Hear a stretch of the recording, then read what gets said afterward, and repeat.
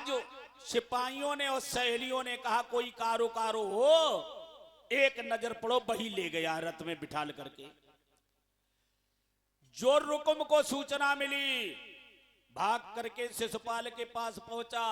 जीजा गजब हो गया। वो कहने लगा जीजा पकड़ो। वो बात है जीजा कह रो, वो बात है जीजा कह रो।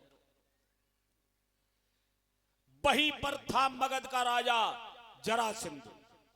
जरासिंधु ने कहा हमने तो इसे पहाड़ी में जला दिया था और ये जिंदा है, तो अब ये हमें मारी के पीछे छोड़े। शिशुपाल तुम्हारो ब्याह होए और चाहे बाहर में जाओ, हम ना मरे। शिशुपाल ने कहा अब शादी होए चाहे ना होए हम ना ही मरे, जिंदगी है तो शादी और हुई है। उसी समय रुकुम ने कहा हमारी नाक कटी है, हम नहीं मानेंगे। तो आज भगवान कन्हैया द्वारिका में नहीं घुस पाए और रुकुम ने जाकर के भगवान की रस्ता घेर ली। आज तुझे पाला पड़ा है, छल करके गोपियों के चीर चुराता रहा, माखन छीनता रहा। आज तुझे मालूम होगा तूने अपनी मैया का कितना दूध पिया है। भगवान ने रथ रोका तो रुक्मिणी ने एकदम पैर पकड़ लिए, नाथ जल्दी ले चलो, भैया बहुत बलवान है। भगवान कूदने लगे तो रुक्मिणी ने कहा करो कौरिया भल रही, क्योंकि हमारी माताओं बहनों का उल्टा नियम है, कहीं लड़ाई होए तो जाना है दुश्मन के लाठी दें ईटा दें।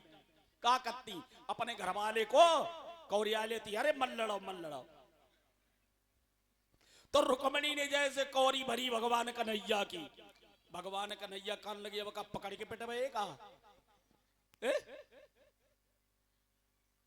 नहीं मान रही, धक्का दिया सो गेंद जैसी दूर गिर पड़ी रथ में और कूद पड़े हैं। मेरी मां को गाली दे रहा, आज आकर के रुकुम से चिपट जाते हैं। और क्या होता, दांव पर दांव चल रहे थे, हिम्मत में ये कहूं घटे नहीं, हिम्मतों में ये कहूं घटे नहीं।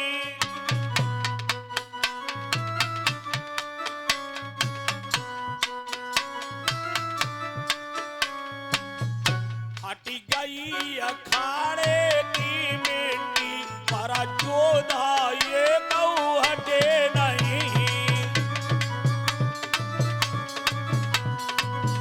न कन्हैया गिर रहे न रुकुम, घुटुओं से ऊपर खेत की मिट्टी ऊपर हो गई, दोनों वीर हैं। हटी गई अखाड़े की मिट्टी, पर दोनों जोधा हटे नहीं।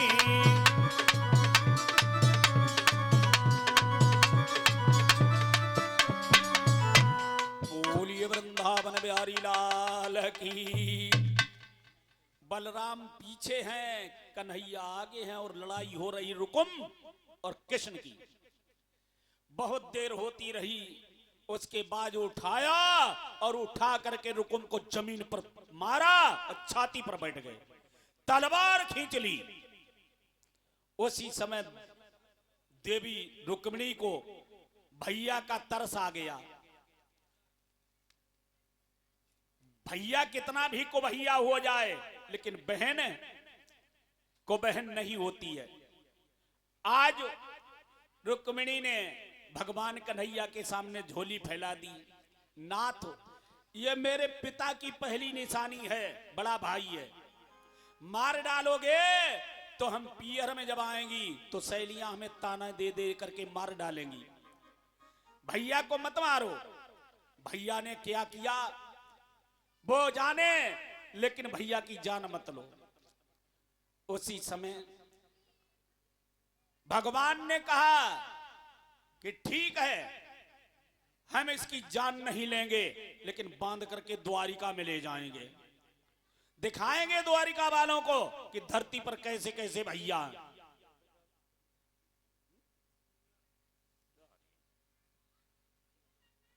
100 रुपए पुष्पंदर राने मोह निवासी भगवान के चरणों में अर्पण कर रहे हैं।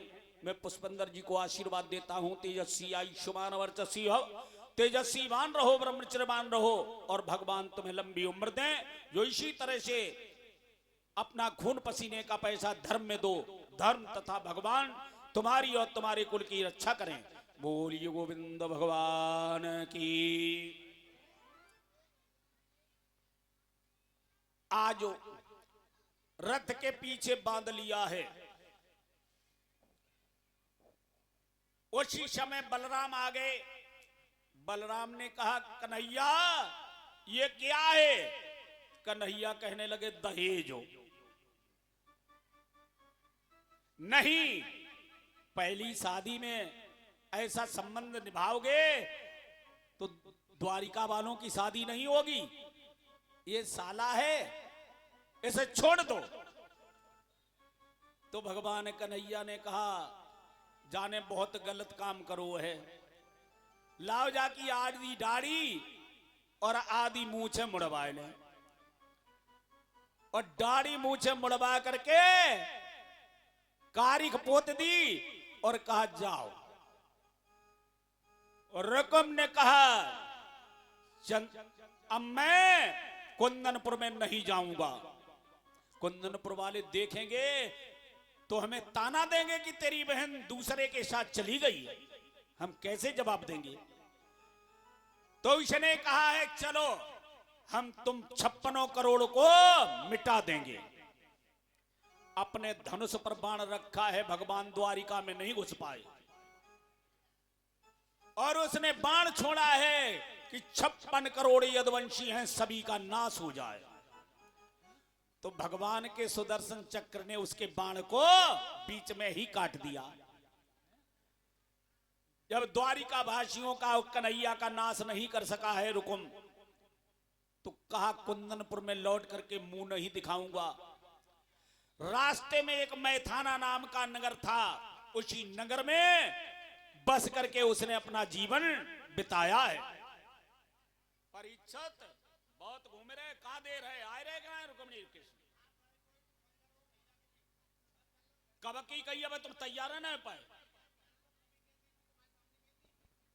हमें काम ऐसे करा नहीं।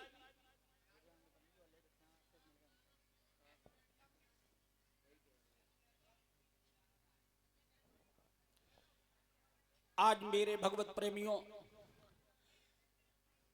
बताया ना 1 घंटा से ज्यादा हो चुका है।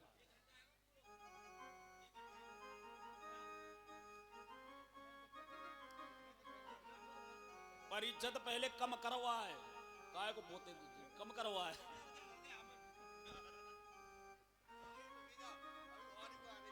और ऑरेंज कम कराओ, निकाल के।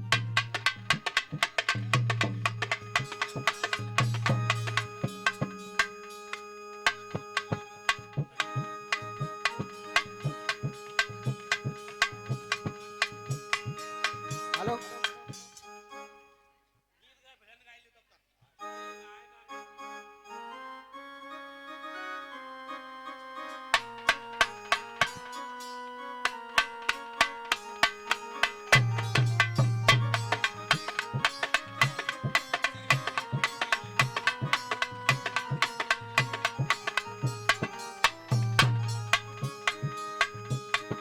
हेलो बंगला बनवाए देव रंगदार खजना जागर नाय रहूंगी।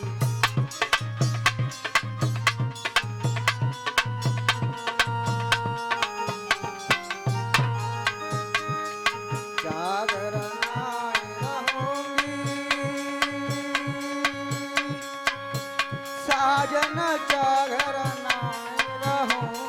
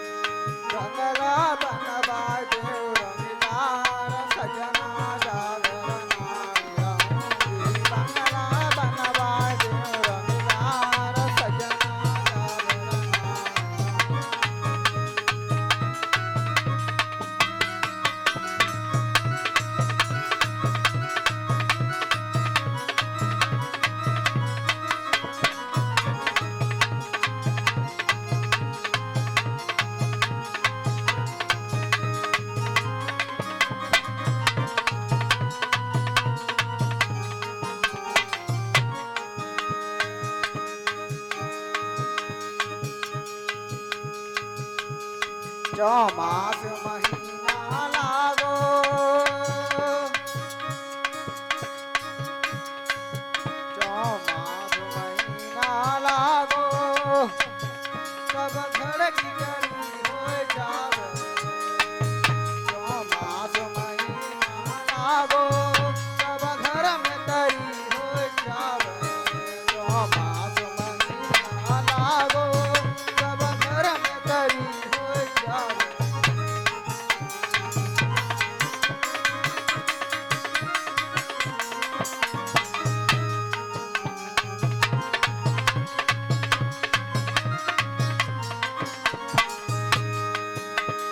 ठोकर पड़ गए